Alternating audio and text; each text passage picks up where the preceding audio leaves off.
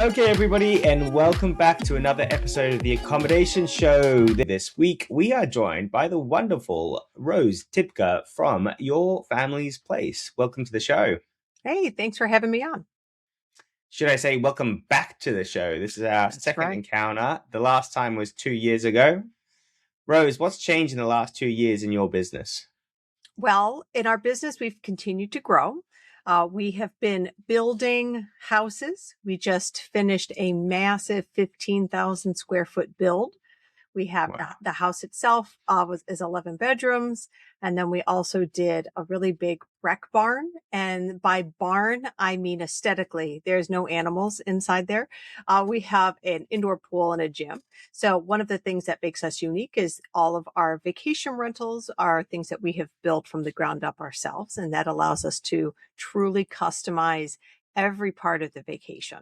So we have expanded with vacation rentals. We also have branched out a little bit with real estate investing, buying single family homes, and we have been doing some midterm rentals with those.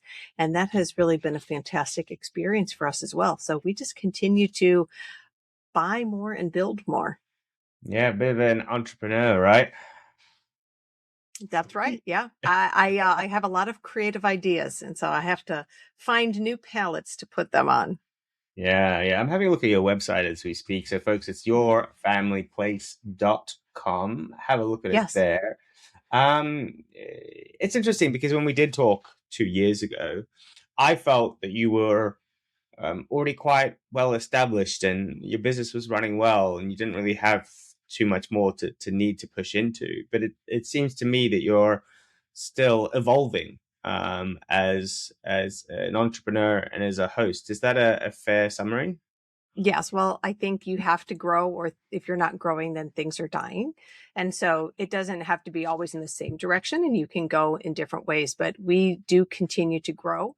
I have a lot of ideas, like I said, and our website is really the foundation of our business. Now, we are not a huge company by any means.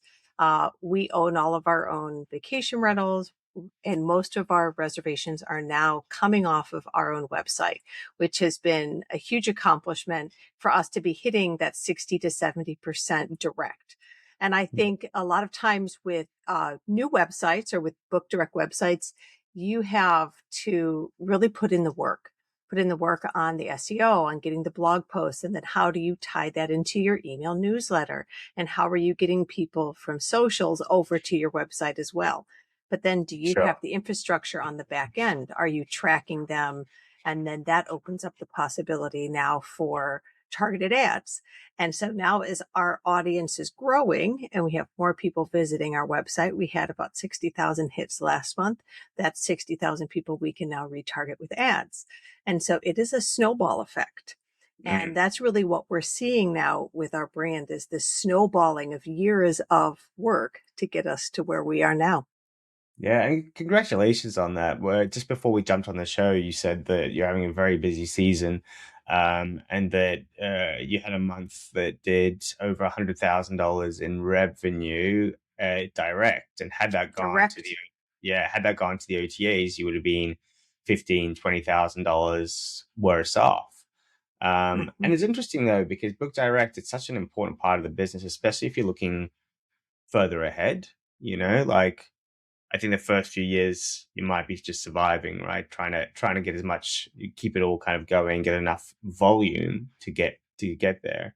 But I think having the plan for Book Direct is really important. Now, folks, this episode is all going to be about Book Direct and strategies that you can use in your business and things that you could think about to get more direct bookings. And Rhodes is a testament to direct bookings and then actually working and building it into a business. So just so you know, that's where we're going today.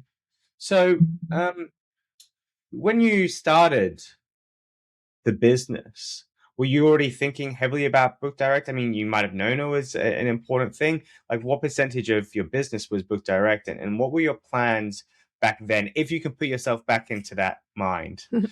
Yeah, when I first started, we started the company. We bought our first property in 2017. We actually started welcoming guests in 2018. At that point, I viewed myself as in a training mode. I was working on being really good at hosting people, because it was my opinion that if you are a great host, your guests will know that and they will want to stay with you and they'll want to come back and all of that kind of stuff. Mm, And so I really focused the first couple of years on trying to hone my hosting skills and just to understand who we were, what our personality was around what the brand was. In 2020 is when we actually founded Your Family's Place. And that's really when the brand building started happening very intensely. My husband was working a different job. And in 2020, everyone had big plans, right? For 2020, it was going to be, sure. everything was going to be different. So he actually had resigned from his job at the beginning of the year. And then he was leaving in June. And then, as we know, the world turned upside down. In some ways, that was a really great thing because we had to be much more intense and serious about building a real company because there was no longer that fallback income.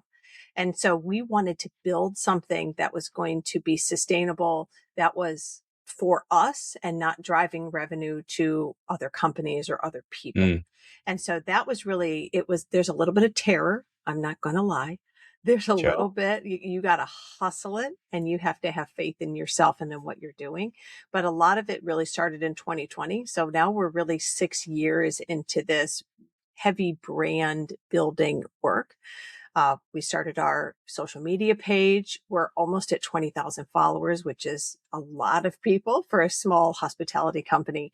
Our email list, we have, many thousands of people on our email list, and we're doing things like we're running ads. And we actually have a new thing that we're coming out with at the end of the year. We're doing kind of like a prospectus or like a year in review, and I'm getting it printed old school, like a glossy magazine, and I'm going to be mailing it to our top 20% guests as a No, special cool. thing. So we're starting to do some of those really unique things for our guests that stay with us the most or bring us the most revenue. But Mm, in the beginning, it was, I've just got to be a good host because that's the foundation of everything. And then yeah. starting to build everything after that. It's kind of interesting as well. And I like it that you said that actually, because I think that that's one of the things that quite often the allure of the revenue is so strong that that's kind of the focus is, how do I become as profitable as possible, like, so do I cut corners and have maybe worse sheets, or what cleaning products am I using, or kind of soap is in the bathroom, for example, right? Like, and that can be a small thing, but a big difference for the guest. And thinking about a guest is incredibly important when we get started, because then you can build a foundation that really works, and you can get the reviews, and you can feel really confident in terms of inviting people back in. What's interesting about your brand, yeah, Your Family's Place, is if I'm looking at the website, which I am right now, um, it's a disparate set of properties, right? But Hmm. you've managed to pull them all together in the same brand. So location is similar, Yes. um, but we've got everything from a one bed that fits 14 people to property that fits two people. We've got a few 14s, a 34, and a 23. Now, Hmm. in terms of our marketing and advertising, that can be really difficult to actually market to, because you're saying, well, we could have a couple come and stay with us if it's a two, for two people. Um, how do you sort of rationalize your property portfolio versus the brand? Hmm. So, what I find interesting and what makes us unique is that we have four of the large size homes, and then we have some other smaller units that are rentable. Those smaller units are actually detached structures from the bigger homes, and so we structure our calendar so that they are first given priority to the larger home, and then that smaller structure is an add-on. And at the Sure. 30-day point, if our larger homes haven't been rented, then that calendar for the smaller ones will open up for a separate standalone rental. That way, we have the opportunity to drive some revenue on a night that might not have been booked. Yeah. Of the big houses, of the core four big ones, they actually all have the same floor plan. Each one is slightly bigger than the other. So while they are designed different, they have different colors. One's a log home, one is a farmhouse. They actually have the same floor plan. And that has been really helpful for our guests when they stay in different properties. In some ways, it solves the problem of short term rentals being unicorns, right? Each home is unique and not like anything else, except ours all rhyme with each other. And that has Right. actually helped our guests have even more familiarity to the brand because there's that predictable experience. They have that predictable experience with 4 bedrooms, they have it with 6, and now they have it with 11 bedrooms, and they see that same level of finish. They have the same Sure. quality linens. They have the same kinds of things in the game rooms, just like that structure all rhymes with each other. And so it makes sense for our guests because they can kind of look and decide, I have this many people and which property is the right fit for me. We actually just turned that into a lead gen on our website. People put in their email and they get a downloaded like a PDF property comparison chart. So what are you looking for? How many people you have? And we actually just launched that as a lead gen on our website. And we're doing some A/B testing on that. So we actually turned that into a feature and a way for us to get more emails.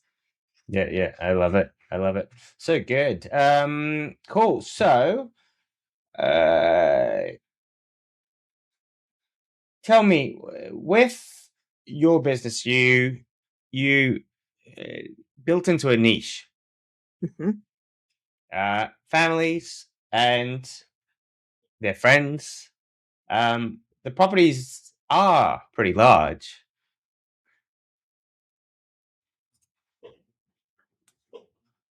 Without building into that niche, you probably wouldn't have been able to drive this much traffic and this much direct bookings. What I'm asking is, how important is it for you to find a niche and to build into that niche with your direct booking strategy? It's easier to communicate what your brand is if you know what it is. A lot of people will have homes all over and all different types. And then what is that unifying structure? And so for us, focusing on families, it hits that nostalgia feeling. And when people have a great family vacations, probably the most important vacation that we take all year, right?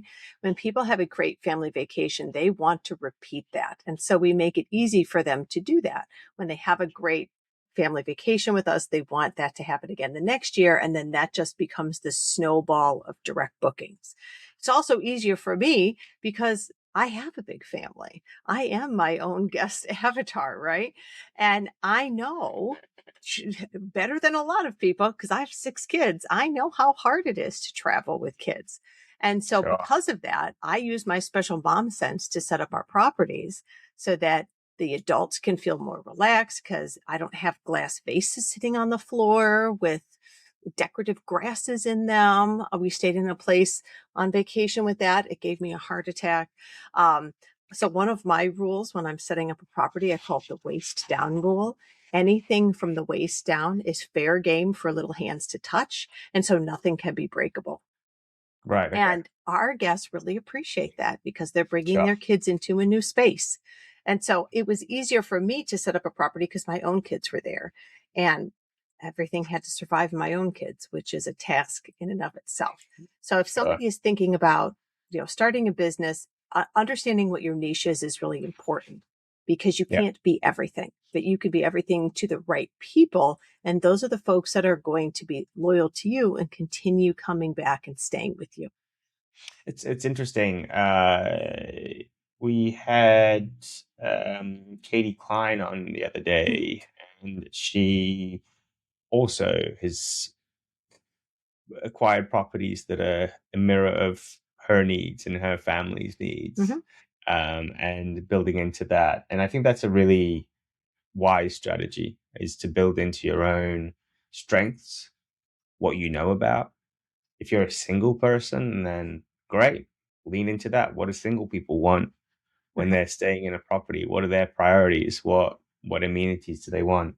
If you're a couple, same sort of thing. And you can really use that to your strength. But I think that what you were saying, that at the end of the day, the reason why you do that, rather than just sort of picking up any property, is to then be able to market it properly. Mhm. And this goes beyond book direct, because like you said, it's not just um, it's the experience that they're going to have when they're there, right? So Yeah. regardless of where they've come from, if they've come off of the OTAs or if they've come off of your direct website, they still need to have an experience which matches what the listing actually says and what you say you're going to offer them. Um, it's really good. I really like that you're building into that. One of the things that I just want to address quickly or talk about is there's also a downside to a niche. Hmm. And the downside to you is that you guys need to fill properties with 14, 20, and 25 beds. So your total addressable market is way, way, way small, Hmm. right? You can't just go and market to everyone. You need a very small tranche of people that are looking to go on those holidays. You can build out that brand, which is great. But I'd love you to speak to that Sure. um, the fact that you have to compromise to meet the needs of your niche. Yeah. We actually had a lot of conversations about that when we opened our newest property because it is so large. And it is a bet that there are enough people that want to rent an 11-bedroom house, right? I mean, that's really the bet that we're making, that there are enough people who are willing to do that. And I would say, yes, you're right. The number of people who want 11 bedrooms is not as big as the number of people who want a 2-bedroom, right? Yeah, However, on the flip side of that, how many 11 bedrooms are out there? sure. Not that many. How many two Yeah, bedrooms are out there? A yeah, whole lot of those. sure. And so while my pool of people is small, their pool of choices is even smaller. And Yeah, so we don't have to market to everybody. We know where our guests are mostly coming from because we study that. We know where they live. We have an idea of where they are and what their interests are because we have this whole marketing loop. And so we know where they are. We know where they spend time on social media because they are following us. And it allows us to really focus our ad spend so that it is razor sharp on the people that we think are most likely to say yes. So while you're right, there is a small market for big homes like that.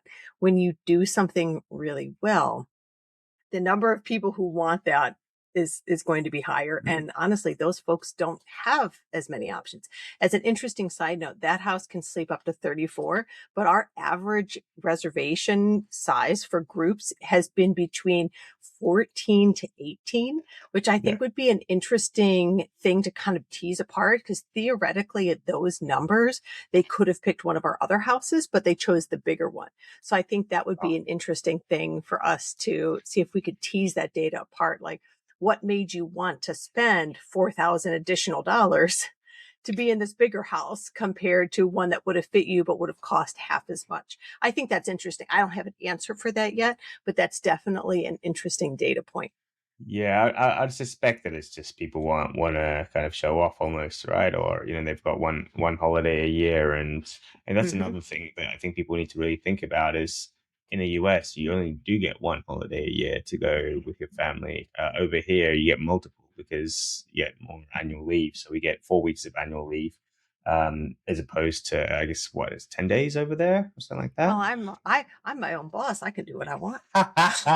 We don't get any annual leave at all. uh, Um, I yes, I get to do it whenever I want. Rose. Okay, cool. So you built out the brand. Give people a few things that they need to think about when they're building their Book Direct website. Mhm. So the first thing is you need to have quality content going onto the website. By that I mean photography, videography. One of the things that we do, which is a little bit different, it's a little bit more in the real estate realm, but our guests really love it, is we have interactive floor plans. They're called Matterport floor plans. A lot of time those are used for real estate listings so that folks who are buying, selling homes can actually walk through a home. Our guests find those really helpful because they like to plan who's sleeping in what bedroom. Because you can Yeah. look at the pictures, you can look at the videos, but they really like those floor plans. So the first thing is you need to have quality content, beautiful photography. We work with copywriters who do all of our copy. So all of that is the best that we can get. Now, your blog section is going to be really important because it allows you to start building those links to other websites. And then we start a feedback loop with our social media page where I will do a social media post, let's say about pizza, because it is the law that you have to eat pizza on Friday nights. Is that the law where you are? Yeah, it It is. is. Sure. Yeah. So Yeah, that's actually we're not so picky about the day of the week. Friday is official At least pizza. once a week. Yes. So that content, that piece of content, it's really valuable. So I'll do a post on social media about, where are you getting your pizza on Friday? And then I prompt them to comment. So I have this automated, prompt them to comment pizza, and then they'll be sent to our website. So then they've seen the content on social media. They've commented. So that's driven my engagement. They've now been to my website and I have, pixels on there and we're tracking those. And then that person is now in the retracking bucket. That person has Yeah. visited our website and we can now retarget them. So some of that, I call that the backstage infrastructure needs to get set up appropriately. So, Hmm. we're quality content, blog posts, and then having that backstage infrastructure is really important for you to maximize what you're doing. Google Analytics is on there, and we have a meeting once a month and go over every data point on there. Another thing Wait, that wait, we wait, started wait. doing, When you yeah, say you have a meeting, yeah, let's stop there for a second. sure. Internal meeting or external meeting? So we work with Build Up Bookings. They are a Okay, marketing agency, got it. and they help us run our ads. They Oh, help us run our ads, and they do support, like they are writing the blog posts, they're doing our email marketing, and they're running our ads. cool. So Yeah. we have a report once a month, and we go through that with the marketing team, and we pull different levers. We go up and down. Let's pull this ad. Let's try this ad. We try lots of different things, and that allows us to test different things. What is working the best? So that's the we have a meeting.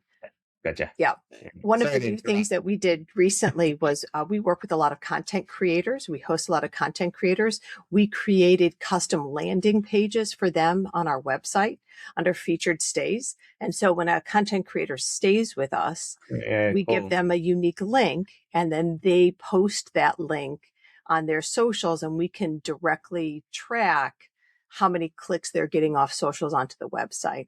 And that has also closed some of that marketing loop when content creators stay with us. Those are some really important things that are on our website that people can start building out for themselves. Yeah, it's very clever. What I really like about it, Rose, is you're very creative in terms of the way that you think about the marketing and really pushing and trying new ideas. One of the things with influencers, quite often, if you, it's they're viewed very negatively. For those that don't really understand how to leverage an influencer in the right way. They'll look at the views and they'll just see it's like an inconvenience rather than saying, hold on a second, there's actually a really good opportunity here if it is done in the right way. Now, obviously, this is an open door to just have people stay with you for free all the time. But if you can nail it, then in terms of finding the right person and then setting up the strategy, right? You've got a strategy that lives behind it. Um, I'm not going to go down the influencer path today because it is a Mm-hmm. whole It is. topic on its own. But I do want to go back to the blog stuff. Will make sense. Everyone should know about the blogs. Check it out on ChatGPT if you haven't understood it already. And blogs have changed as well in the way that we access information. But I do want to talk about your this company in the ad spend. Obviously, Mm-hmm. you've identified a need to have a partner working with you rather than trying to do it all yourself. Yes. May I be so brave as to ask roughly what the cost is to engage a company like that, and how much you're spending on advertising? Sure. So last week we just increased our ad spend to 2000 a month, and that's split about, I think it's like 70-30, 70 on Meta, so Facebook, Instagram, 30 on Google. Some of Hmm. our Google ad buys is a little protective where we're buying the AdWords for like our property names and stuff like that. Yeah. My name, which I thought was a little interesting because I went and Googled myself and then I found that the OTAs were actually bidding on my name. Oh, really? Yes. So yes, which Yeah. blew my mind. I mean, I am not a big Should I be laughing? I don't know if that's funny, I but was like, why are these companies bidding on my name? So we started bidding on my name as well. So it was a little bit, but that just blew my mind. I am not that big of an operator for them to spend ad money on me, but yeah, they did. sure. So some of that. So we get a little bit more traction on Meta than we do on Google, but the Google stuff is also really important. And then the agency itself, it's about $1,500 a month for them, for they're doing blog posts, they're doing email marketing, and I'm paying the ad spend. They work the creative and then set up the ads in the background. And then we do meet once a month. So And like last month, did, we had a $100,000 month. So let's say I probably spent $4,000 to get $100,000 in bookings, as sure. opposed to if those were on the OTAs, I would have spent $15,000 to get those same bookings. Yeah, really interesting. Um, because one of the things that is really tempting when we do these websites is to really focus on search engine optimization. So, we'll do blog posts and then 6 months time, maybe you'll be successful. What I think that most people don't understand is that it's holistic. So you kind of need to do a little bit of everything for this kind of, it's like spinning up an engine. So it starts off slow and then it speeds up. And once it gets to speed, then that momentum makes it all kind of work. But until you get to speed, it's really, really hard to get that momentum, even if you're looking at social media posts and all that sort of stuff. But if you're doing a bit of everything, you will eventually get there as long as you're doing the right thing. So it's good that you're spending that money. It's frustrating that you have to spend money on your own brand, right? Yeah. Yeah. So your But family's place that's is what all the like, big companies do. I mean, everybody runs ads. It's marketing. That's what the sure, OTAs really are. They're marketing platforms. And yeah, when people put their properties on them and they're paying them that 15% or whatever, you're paying them to market. yeah, And when folks get too comfortable with that and they feel like they're making good revenue, maybe they lose the marketing skill or they don't think that they have to. But mm, in reality, that's what all the big OTAs are. They are very good at marketing. You can yeah, also be good at marketing. They're trying to market to everybody everywhere all the time. You don't have to do that. yeah, If you know where your guests, where your customers are, you can just, target them. You don't have to do everybody everywhere. You don't need to have a yeah, Super Bowl commercial or anything. You just need to sure. know where your people are and be there. And my $2,000 ad spend a month is highly effective. Your Facebook ad account, is it under your family's place? Yes. Now, folks, top little tip from me. One of the things that you can do is you can actually look up other people's ads on Mm-hmm. Facebook. It's called the ad library. Okay, so facebook.com/ads/library. And then you can go and spy on what your competitors are doing or what the OTAs are advertising. And it's a really great place to be inspired. And now, I'm not suggesting everyone go and copy exactly what you're doing, but I guess why not as well? Um, but they can go in and they can have a look at what your marketing is, which is Mm-hmm. really cool because it gives you some inspiration and some ideas. So that's something that I recommend. Now, the cool thing with your website as well, I was looking through it. You're running OwnRes for your Yes. for your software, and I know that because we've got a whole bunch of websites that we've built with OwnRes, and I could spot it a mile away, um, which is great. And then you've got a WordPress backend. It's a WordPress plugin. Yes, it's a WordPress plugin. Yep. Oh, you're using their plugin, Yeah. not just the widgets. Yep. Got it. Yeah. So pretty straightforward to build a website like this. It should, if you want to do it yourself, you could, or you spend a few $1,000s and someone should be able to put it together for you and get it started Mm-hmm. and going in the right direction, which is good. You've got rank math. Rank Math to do your SEO stuff, which is good as well. So look, it's really well put together, and simplicity is sometimes the key thing with a website like this. And the good thing for you and your website is the visitor flow seems to make sense. Hmm. Everything's pushing them towards that direct booking. You're not really overwhelming them with calls to action to cut to fill out their email address. Yes, you've got the pop up that's there, but it's sort of infrequent. You're really driving them, and it's very, very clear as well when they get there as to what it is that you're offering and what it is that you do. So I wonder if you can tell me a bit more about sort of the email marketing side of things. We were talking about sort of the holistic side of doing a bit of everything. Do you have a particular strategy in terms of the Yeah. emails? So first of all, the tone of the email is important. I call the tone of our email the friendly aunt, because all of us in our family have that friendly aunt that just loves to share everything about her life. At the Sure. beginning of the year, I meet with our email copywriter, and we actually just put together a spreadsheet of we do 2 emails a month, and we usually do 3 things inside each email. And Okay. we like to kind of cycle different things. We will talk about something that's seasonal, like if it's winter, what are winter activities? And then we'll link to a blog. We like to do guest features. If we had a special guest stay with us, we work with a nonprofit, and we host families whose parents or children have cancer. And so we'll talk about Wow. that foundation. We'll link to their website. We'll talk about new and upcoming projects. Are we building this? Are we going there? That kind of stuff. Did we add something new to a property? So just kind of like an update. And then about every 2 or 3 months, one of those things will be about, I'm traveling, I'm going here. So on the more personal side, so Yeah, people you get do that as pieces well. of our life as a family, Yeah. and that helps people just feel very connected to the brand.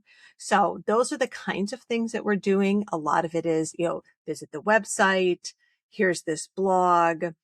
Sometimes what I'll do is I'll have a question about something that I'm thinking about doing. One of the things that we're working on right now is a vacation. I'm calling it a vacation menu, because we do have a private chef that we work with a lot, and we want to encourage our guests to hire our chef more. And so in the email, we were talking about how do we put together different packages to make it easy for them to hire the chef, and hit reply to the email and let me know what you think. So we always try to get one of those in there every month or two, and people love to hit reply and give you their opinion. And All right. that's part of that discourse back and forth. I mean, we're not doing anything that's rocket science. It's all very friendly. It's all, linking back to our social media page, to our blog posts, or seasonal things that are happening. So we don't, it's not, again, it's not complicated. We're not overthinking it, but we want to provide short value to people, and we want them to keep opening those emails. I love it. I love it. That concept that you talked about in terms of those different topics that you talk about, Hmm. I learned from a very clever lady that I did a presentation with in Sydney 3 years ago, and she talked about it as content pillars. Hmm. So, content pillars being different topics that you talk about. With content pillars, jump onto your favorite AI and you say, hey, I need 10 different content pillars about my business. And that's what we were talking about. So, you're talking about the Yeah. chefs, you're talking about what you're doing, you're talking about seasonal stuff. And then you write each of those 5 or 10 different content pillars that you always talk about. And then for each email, you just switch out the content pillars and you go, well, this month we're going to talk about these 3 particular things. And what it means is that you can do a content plan, like you said, of a whole 12 Hmm. months, because you Hmm. can look at the seasons, you can look at what's coming up, and you can plan ahead and plan your content. So it's a lot easier that when it comes to D-Day and you need to get the photos or whatever you need to support that pillar, then it's already done.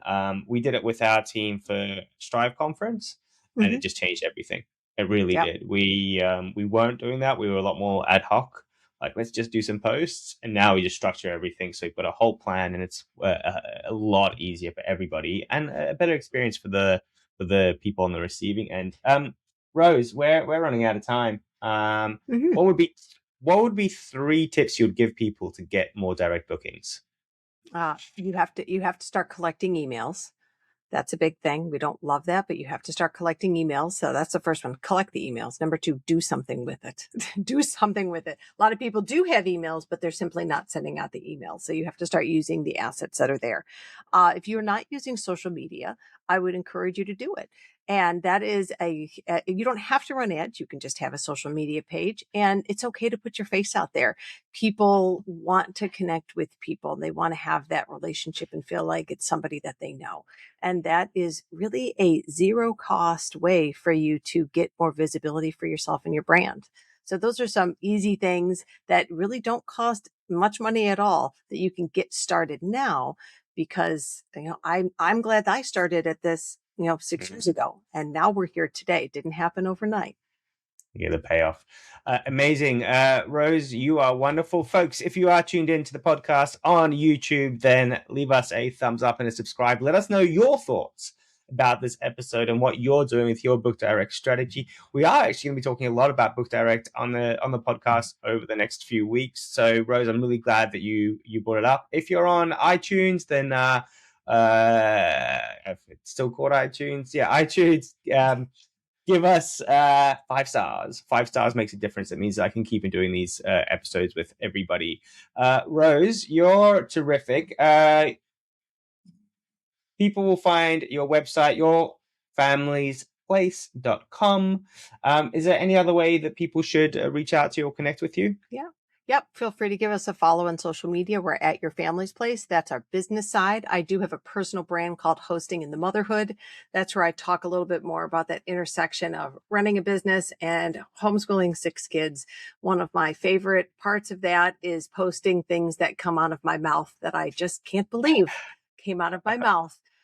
For example, yesterday, my youngest, my 5-year-old had my 8-year-old crying because my 5-year-old was bragging about how his DNA is longer than the 8-year-old's DNA. Yes, this is what my kids argue about.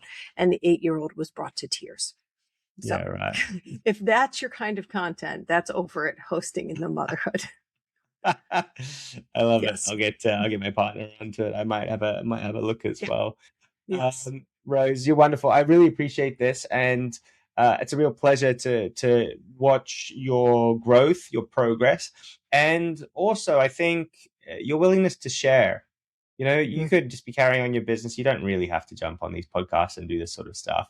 And it's something that I think that you always feel is giving back and looking after people. So from someone like myself, I really do appreciate it. And look, we're going to catch each other, I think, a whole bunch of times over the next few months.